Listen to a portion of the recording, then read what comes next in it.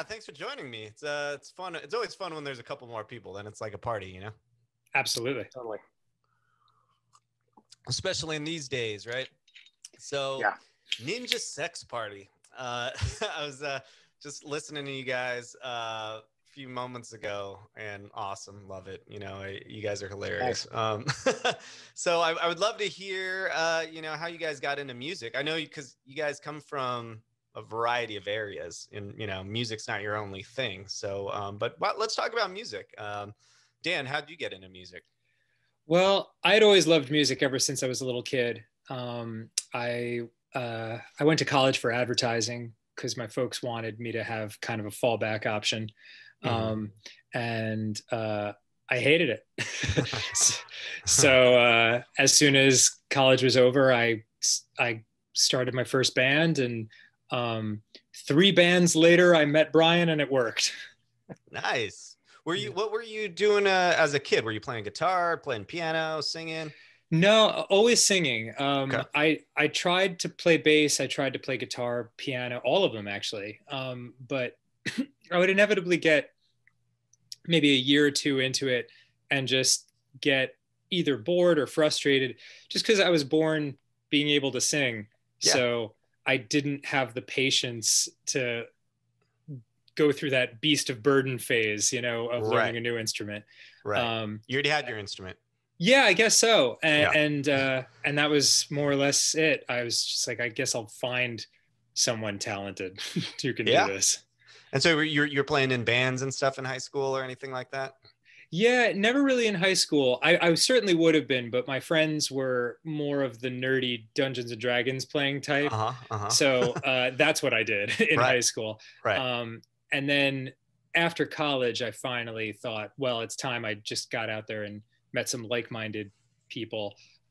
So when were you singing then? You know, if you're not in a band, were you in choir or something like that? Exactly. Or in the car, the shower, that kind of thing? Yeah, well, certainly every day listening to the radio and stuff. But yeah, I was in choirs a lot, different theater performances and things like that.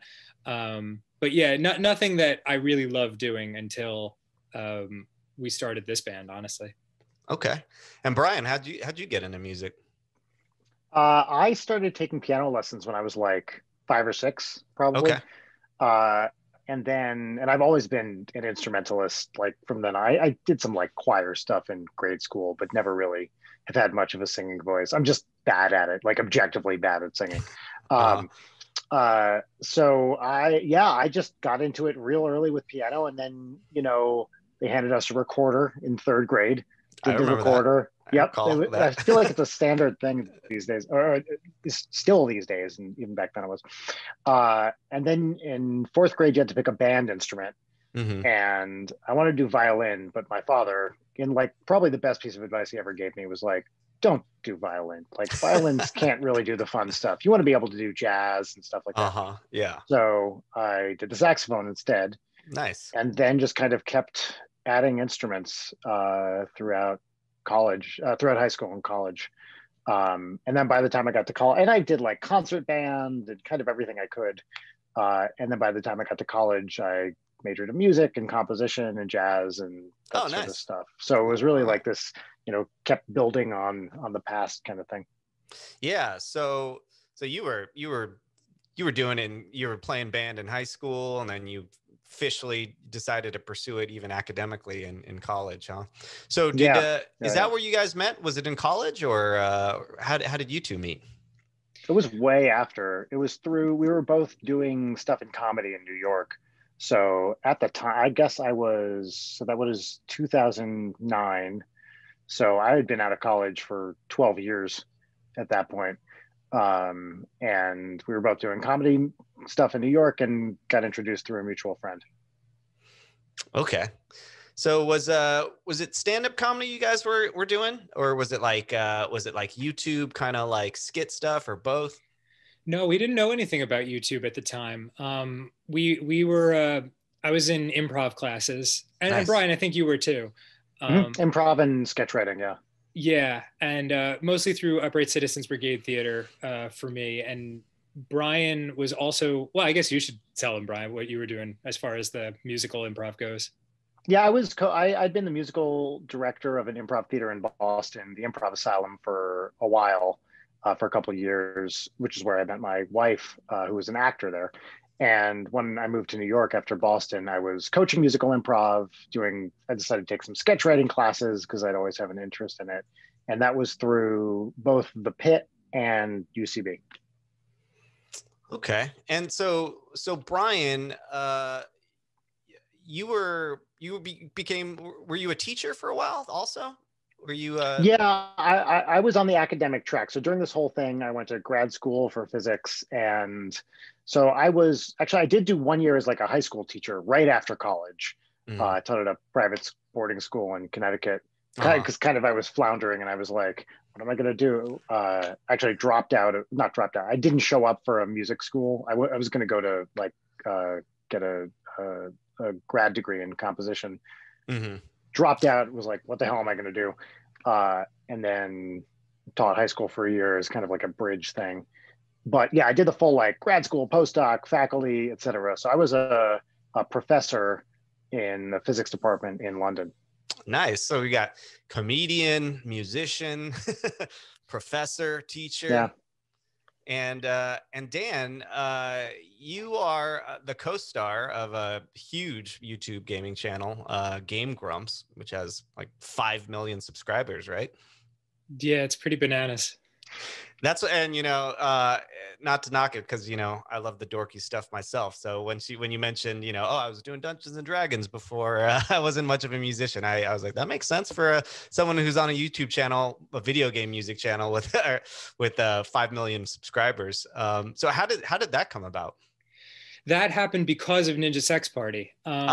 Yeah, Brian and I had started the band in 2009, and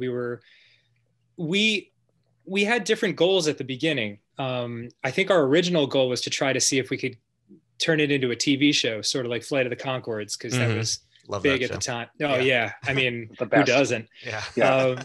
And so, it's business. That's my favorite. That's my Flight of the Conchords I think it might be my hands favorite down. too, yeah. They were brilliant, and they are brilliant. I guess they're still around, but like we sort of thought that would be a really cool thing to experience. And then I guess we made our first YouTube video just as something else to do. We were playing shows, we were kind of in the comedy scene in New York, and other people were making videos. So we thought, why not? And that ended up being so obviously the track that we should go down, because you could spend endless amounts of time and energy trying to get 30 people out to your show, but then you'd put this video out and it would kind of do the work for you, right, on a much grander scale. So that set us down that path, and we started making YouTube videos for, I want to say, 3 years or so. And then eventually they somehow got back to, I guess through someone who became a friend, got back to Arin, who is my co-host on Game Grumps, and he reached out to us via DMs on YouTube back when you could do that. I mean, that dates this story more than anything. Can you not even do that anymore? I feel like no, I don't think you could do that like a year after he wrote to us. And wonder why they took that off. Maybe it's getting too spammy or something. Probably has something to do with the type of DMs people were sending. Yeah. I would be willing to bet. So that he said, if you're ever in Los Angeles, let's hang out sometime.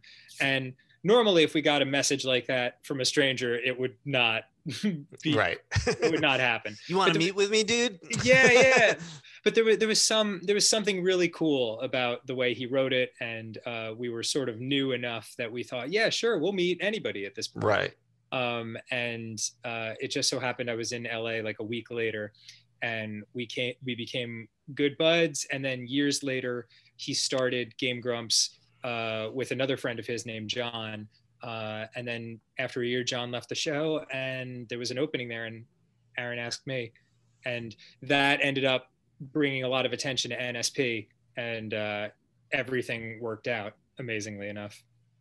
Yeah, so there's some synergy that going on there, Yeah, it's like, it's a testament to how weird digital careers are, right? Who would have thought that the path to making our comedy band succeed would be through a gaming channel? Right, right. Like when people ask us for like advice, like career advice, it feels impossible to give anyone decent advice, like very specific advice. You can say broad brushstrokes kind of things, but right. Like the path that we forged was, a lot of right place, right time, probably wouldn't happen again in exactly that way kind of stuff.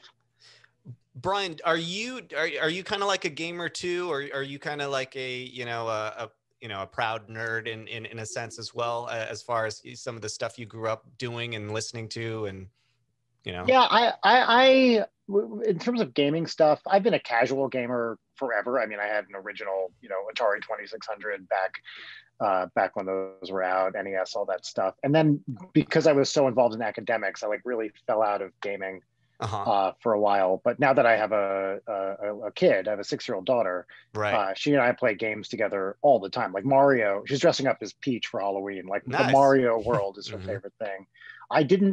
I was too much of a scaredy cat to do D&D, honestly, because I was very nervous in situations like that. So I remember I went to one D&D game. Like my buddy who lived down the street was like, yeah, you should come to the Gamers Attic in Pompton Lakes, New Jersey, and play in our game. And, I was probably 10 or something at the time, and there were a bunch of scary 13-year-olds, and I felt intimidated and quickly left. So I didn't have like a close friend group who was doing it. And just never really got into it. Sure. Yeah, I was just wondering because it's so talking to a lot of artists, a really common theme that a lot of them say is how important it is to just be yourself. And if you be yourself, you're gonna find that niche. And so you're saying it's strange that like video games would clash with music, and I know, and we'll talk about it in a second, you guys are even doing a graphic novel, which I feel just fits perfectly into into the theme we're talking about. It's like you'll find your people one way or another. Totally. Yeah, I completely agree. It does take time though, because we both had. I mean, I'll only speak for myself. I would say from the moment I really started pursuing music to the moment things broke in such a way that I could pay my bills doing it, there was a 14-year stretch. Sure. So it definitely wasn't this like God decided that I would, be chosen. Like it was nothing like that. There are no sure things. Like no, there really aren't. And like I'm sure if I don't know, I think the advice I would give to anyone is if you want to do something like this, you really have to fight through the 3 or 4 times when everything within you and outside of you is screaming for you to stop and do something like quote unquote safer. Yeah, we see a lot of younger fans being like, oh man, I can't believe I'm 24 and I haven't made it yet. And I'm like, I was 40 when I quit my job to do this. Like 24, come on. Yeah. You gotta keep going for it if you want to. Of course, some people luck out and get do something professionally right away, but that's a distinct minority. Yeah. No, it's a great point. Your passion has to at least meet your expectation of what's going to happen. You can't have a brittle spirit, as Dave Chappelle would say. Yes, very true. So, I was listening to you guys' new single, and maybe I'm getting too far ahead, because maybe you could take us through a little bit of the past. Your song "Danny Don't You Know" was huge. It's got like 11 million streams and that's just on Spotify, and I think you have the main character Finn Wolfhard in Stranger Things in the video, right? Mm-hmm. Yeah, that's right. He was a fan of ours growing up and came to visit us one day with his family at the Game Grumps office. And he and I took a picture next to each other and everyone started laughing because it looked like some sort of time machine situation. Yeah, I could see that. Yeah, and so we thought, to write this song where we go back and tell our younger selves that everything will be all right, because you do sort of, no matter what happens in your life, good or bad, there is always a part of you that is that 13 or 14-year-old at your most awkward self within, Yeah. And it's funny how with social media and at like gala Hollywood events and all these different things that people are trying to be a part of and elevate themselves within, it's a lot of people trying to ignore or pretend like that element is not still within them, and so it was fun to write that song. And yeah, Finn was really cool. He was in the video, and that helped us a lot, honestly, from the perspective of having someone who is much more well-known than we were, and also just from actually writing a song that's kind of relatable to life rather than about dinosaurs and wizards. Yeah, that's awesome. So is he a gamer himself? Is that why he was stopping by the channel? He definitely loves games. I don't know how much time he has. He's a busy dude. Yeah, he's in a band himself, right? Isn't he? Yeah, Calpurnia. He's talented in all respects and extremely nice. Like, yeah, he's great. He's a wonderful guy. Yeah, his whole family is super nice too. It's good to see. It's crazy seeing those Stranger Thing kids like grow up. They seem like they like grew up into like teenagers in like 2 years or whatever. But I guess that's what happens. That's what happens. Yeah. Yeah. I guess that's what happens in life. But yeah. So tell me, you guys, you started releasing all these music videos, and they were, you started racking up into like the millions of views. And then you even had, a Billboard top selling comedy artist of 2018, which is awesome. And then you even appeared on Conan. How was that? It was awesome. I mean, that was a real dream come true. Yeah. That was the first like major media, like national media thing we'd ever really done. And I mean, I loved Conan for years. I'm such a fan of the show. Right. So me too. Just playing any late night show would have been a big deal, but especially Conan was just like, oh my God, it's Conan and it's Andy and we're in the, it was one of the, at this point we've been performing long enough that before a normal show for us, we're not really nervous. It's just more like excited and we're ready to do it. That was the only time in recent memory that I was nervous before we started playing, because it felt like such a big deal. And of course, they could not have been more supportive or kind or any of that. Like this was not on them at all. It just felt like Conan was standing there being like, you guys better get this, it felt like a big deal. And a lot of people saw it. It was something that was really important for us. Yeah, I mean, you guys are talking about how much further a music video goes than a live performance in front of maybe a small venue. I mean, those network shows, or even with TBS, whatever he's on now, I mean, the audience for those shows is huge. And I think we were also they changed the format right after we played from an hour to half an hour. So I'm probably slightly wrong about this, but we were one of the last bands, like proper bands, I think they had on for a performance. Maybe that's wildly off base, but I think that's true. Yeah, that might be true. I think you're right. I don't know if he does music guests anymore. But I know what you mean about. I've just by chance had the chance to meet Conan a couple times, and he's like the nicest dude and the most naturally funny dude. That's what I always felt about him. He was, out of all the late night hosts, he's the most naturally funny. Like, I think they all have their strengths. I think Fallon is extra good at coming up with those bits that'll go viral. He has these bite-sized bits that are just like perfect for YouTube and social media. But as far as if you strip all the content down, all the writers and everything, I think that's why Conan does all these things. Conan goes to Mexico or whatever, because he can just do this stuff off the fly. He's just great at it. And Andy Richter is one of my all-time favorite comedy people. I just think that guy he's such a sweetheart. He's so funny. Yeah. I've loved Andy like forever. Yeah, he's underrated as well. I've loved that show since, you know, he was on after Leno's. Yeah. So yeah, that's got to be a dream come true playing for them. And you know, you guys just dropped your new single, The Prophecy, and I was just listening to it again right before you guys got on and cracking up about it. So why don't you tell us a little bit about that? Well, I would say this album is probably the one. This and the last one, Cool Patrol, that came out 2 years ago, are the two albums that we've. Tell me if you feel the same way, Brian. We kind of feel that this is the way the band we always wanted it to sound, you know. For sure. For the first three albums, it was just Brian and I, and we were using digital instruments, everything to the best of our ability. But then we met a producer by the name of Jim Roach.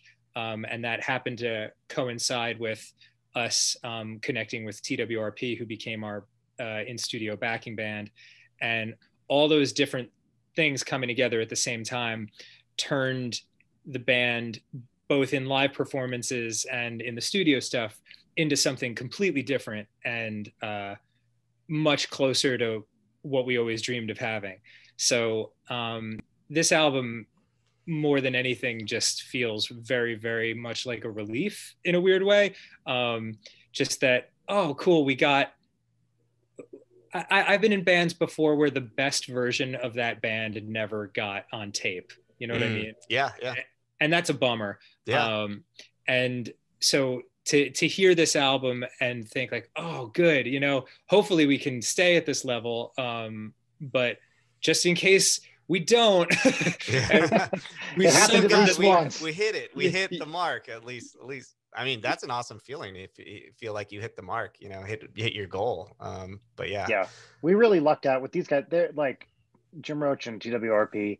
It's, as far as I'm concerned, it's like the dream team. They're the nicest guys. They're completely amazing musicians, just all across the board. We could not be working with better people, both as human beings and as musicians. Yeah, I mean, I love fun 80s metal, and so it feels like that, but to compare to someone who was also doing it, you know, contemporarily, at least mainstream wise, even I think it's crazy because I think it's like 10 years ago now, but I love the darkness, and it's like, I feel like it's a little bit like the darkness, except, you know, the comedy's cranked up because their tongue-in-cheekness is kind of like a wink and a smile, and your guys is, you know, of course, it's very front and center. We've used them as a style comparison for some songs we write. We want like that is definitely a thing that's been said in the studio, is like, oh, we're going for a darkness kind of vibe with this one, for sure. Yeah, I love it. Thunder and Lightning was the one I was listening to just before you guys came on, and I was just cracking up on that one. Well, I mean, crazy story, guys. Tell us a little bit about the graphic novel that you're coming out with, because, you know, you got the music checked, you got the video games checked, lifetime careers, you got a professorial part to your life, and now you're doing comic books. So tell us about that. That was all through, actually, this company, Fantunes, reached out to us probably a couple of years ago now. And so they'd done a bunch of merch for all these incredible artists like Zappa, Motorhead, Rush. I'm sure I'm leaving out a bunch of other people too. Really talented team of illustrators, animators, artists. And they just said, hey, would you guys be interested in working together? We think you have we like your music, and we think you have a style that would work well with our artistic style.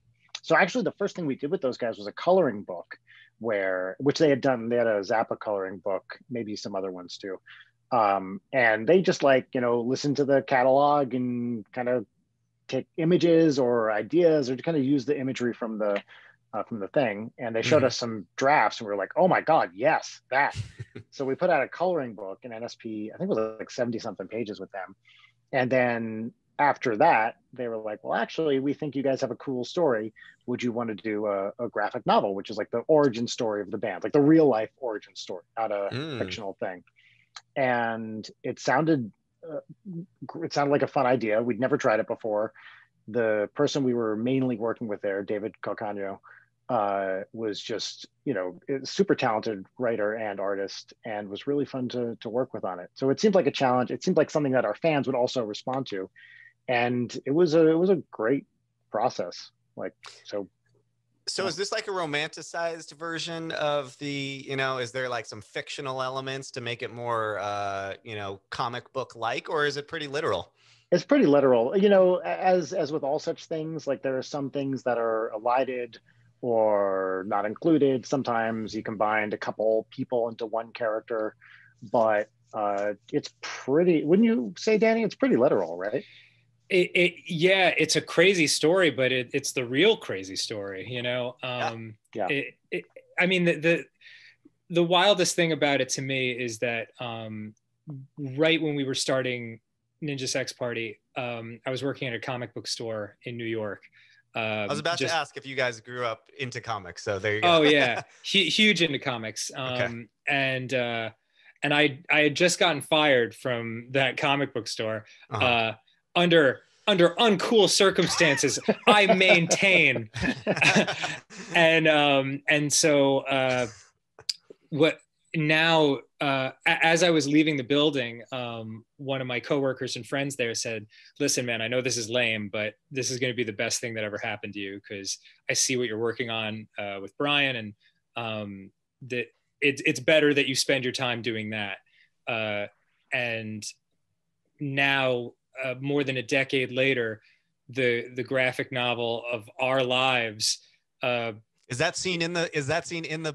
Yeah, it's in the book, and right. That book is being carried at the comic book store. Yes, so I'm like, awesome. Man, this is surreal. So it was a good feeling in that respect, for sure. And did you get to tell your side of the story in the comic book?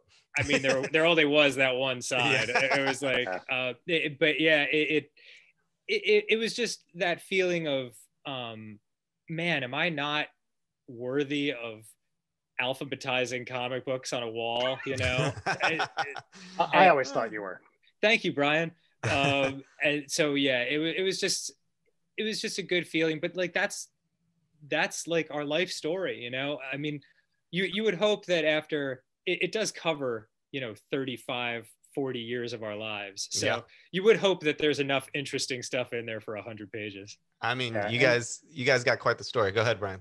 I was just gonna say, the format of the book, which was their Fantoon's idea, is that if you read it one way, it's Dan's story, and then if you flip it over, it's my story, and we meet in the middle. So it's like that classic old school comic book kind of thing, which is awesome. Definitely been done before. It's basically a trope at this point. But they had this idea of two parallel stories, which you can see depending on which way you read. And then the idea is that there'll be a volume 2, which is once we've met, and then it's the story of you guys together. Yeah, us together. Mm-hmm. That's awesome. Well, thanks so much for sharing the story with us, guys. I mean, it definitely is worthy of a comic book graphic novel. So thanks. So we like to end the interview by asking it, and you guys can answer individually, because I'm sure you got your own thoughts on this. But if you had one piece of advice to give to aspiring artists, what would it be? Oh, there's so much. You can give us a few. I mean, certainly one thing I always say is, if you're very serious about it, I would find a career coach.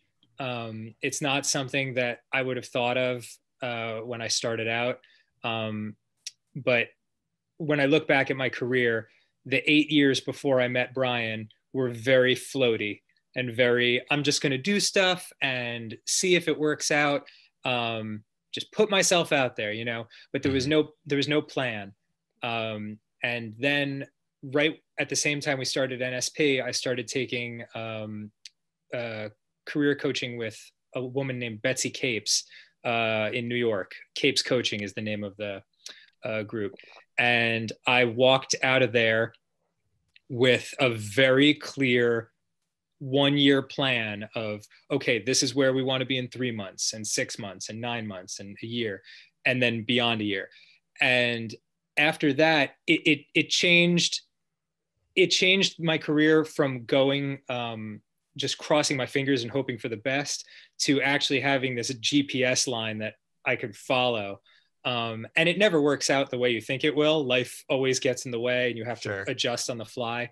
But it was crucial. Having those goals was really crucial to the success of this band, because it was, Dan would just be like, okay, look, we have to do this. The book says we have to do this week. It's in writing. And that was an amazing thing to have. Just like, okay, there's the goal. Let's make it happen if we can. And I think it was really instrumental. And I still use the techniques they taught me every week, 11 or 12 years later. Another good piece of advice is write in pencil. All your ideas, your calendars and everything. Because when you write in pen, you get locked into, what you want to do. And you're like, I can't cross that out. It'll look gross. Mm-hmm. But if you write in pencil, just erase it. The hell with it. Adjust on the fly. That was another thing I learned from her course, and it really helped. Okay. One thing I found useful to say to people is that just because you're not doing something full time doesn't make you illegitimate. Mm-hmm. And some of the best artists in the world, best artists in the world in whatever field, music, visual art, whatever, did it as a part-time thing while they were working a quote unquote real job to pay the bills. Right.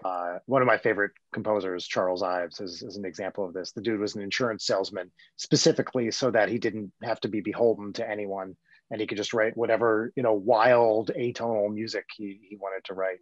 Yeah. So if you're, only doing stuff at night, you're still every bit as legitimate as someone who is doing it full time. And Danny and I, we really lucked out that we can do this kind of stuff full time, but that was not, like Dan said earlier, it was not a foregone conclusion. And so don't be down on yourself just because you're not getting paid to do it for a full-time gig. Yeah. The two things to say about that real quick, because I know we got to wrap it up. It's just, don't consider yourself aspiring anything. If you're doing something every day, then you are that. The word aspiring immediately puts you in this lower status kind of mindset where you're not as good as people doing it full time. And the other thing is, this isn't my quote, but it's super true. Don't compare your behind the scenes to someone else's highlight reel. Right. Everyone who pursues any kind of artistic career goes through these tremendous doubts and fears and uncertainties and all that. But you only see their success and you only see their glossy Instagram photos, For sure. Yeah. So just ignore all that and keep doing what you're doing. If people only could see the terrible stuff we leave on the cutting room floor for our band, it's a very different picture inside than what we end up putting out, for sure. Yeah. Or the stuff you've erased with that pencil, right? Yeah. We've written 5 good albums and 12 terrible ones that will never see the light of day. There you go. You got to get past the bad ones to get to the good ones, right? For sure. Totally different genre, but I think Ed Sheeran compares it to a faucet, a dirty faucet. He says you got to turn the water and just let the water run, and eventually all that dirt will come out and then it'll run clear. So he's absolutely right. I've often thought I feel like I'm not very talented. I just have pretty good taste about what to actually put out. And sure. Yeah, because I think that, taste is a huge part of, how you're, what you're putting out. Yeah. And a lack of ego. Yeah. That too. And that's both of you. That's such practical advice. It's great. A lot of times we get more kind of, more poetic answers, just be yourself. But you guys, I love how you're just like, do this, get a coach and write it down your goals and get a year plan. And, but what is the difference between a coach, like a career coach and maybe a manager, would you think? Do you guys have a manager now? Or do you guys self-manage? We have our, go ahead, dude. Oh yeah, no, I was just going to say, we've had a manager for many, many years now, the same one. And he's awesome. A manager will... Brent Lilly. We should Brent say Lilly. His name, yeah, or he'll be mad at us. Of course. He's wonderful. And a manager will, actually take you under their wing and build your career Whereas a career coach just is a teacher. It's a school like any other, where you're in class and they're just showing you the ropes and giving you basic formulas to try to follow and apply your own ideas to. It's like a skill set rather than specific advice about what to do at each phase. Like a manager with Brent, if we have an idea for the band, not the artistic stuff, we don't run musical or really video ideas past Brent, but if it's like a business or career thing, we'll say, hey, we were thinking about doing this. And he'll say, okay, actually, here's what I would do, this kind of stuff. So it's more of a, like how to build the business and manage the business kind of relationship with him. Although he does occasionally have creative ideas and he'll be like, what do you think about this? And we'll say, okay, thank you. We'll get back to you. No, but he is really, let's table that. It's a different kind of inventiveness. Sure. Because you guys are friends probably, no doubt by now. So we hang out for sure. Talk casually about ideas. Yeah, we love him. He's an amazing dude. And like Danny said, there's no ego. Like we all have terrible ideas literally all the time. So if one of us says something that the other guys aren't into, it's just like, okay, cool. That happens all the time. It's so key when you're working with other people. Look at all the bands that have broken up over egos. Absolutely. And that's the important thing too, that you talking about the difference between practical and poetic. Once you've done this for a long time, you realize it's the practical decisions more than anything that really, really can derail or keep a career going. And I mean, this is as practical as it gets. One of the things I heard early on, because I used to, before Ninja Sex Party started, I wanted to join a successful band. I thought there's no way, I've already failed twice at trying to get a band off the ground and it's taken years and years. I'd rather just join a band that's already established as a singer. And so I would write them letters and I would show up at shows and give them CDs and stuff. And the letters would be like these long things about, man, it's always been my dream to be a part of something like this. And one of my teachers, I can no longer remember who it was, but they just said flat out, like, are you ready for this? I hope you're sitting down. Nobody cares about your dreams. and that was such a shocking thing to hear. And in retrospect, it was the best thing I could have possibly heard. Sure. Because if nobody else cares about your dreams the way you do, then it really is incumbent upon you to make them happen. And it kind of made me redouble my efforts and get really serious and think, okay, if no one else cares, then I'm going to have to care twice as hard. Right. Literally everybody is an idea person, and the difference between doing something and not doing something is, this is redundant, but doing the thing. You can sit around and have ideas all day, but until you sit down and put in the effort to make it happen, and starting a thing is also a different skill set from finishing a thing, right? There's so many people out there who get to the 90% mark and then just walk away, because that last 10% can often be the hardest part. So it's when the hard decisions need to be made. Like having that skill set to start it and then see it all the way through to the end. And then after that, even being willing to say, actually, you know what? No, not that. Bye, scrap, move on to the next thing. That's the hard part.